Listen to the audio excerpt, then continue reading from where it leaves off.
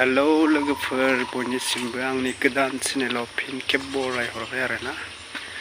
दा माबा मोनसे जाबाय नांना जाहोना लोगोफोर, ओमफ्रायो नोंथांमोना सोरबा सोरबा मिथिखायो जानांगौ, गोबाङानो मिथिया देलाय। आंना गोदान चेनेल मोनसे दंमोन आरोना, जिहेतु ब्लग आङो मिक्सार भिडिअ लाबोयोमोन, माने mix cartoon video blog video बेबायदि लाबोयोमोन। बेनिफ्राय सला खना भिडिअ बानायनाय गाज्रिमोन नाङा।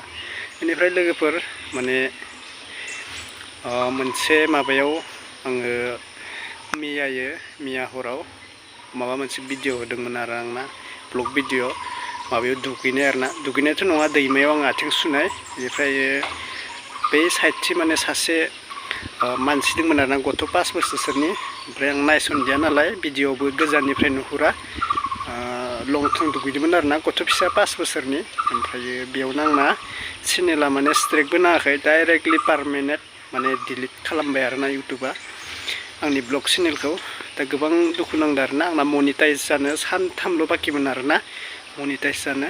जिहेतु 3000 साबस्क्राइबार दंमोन आंनाव।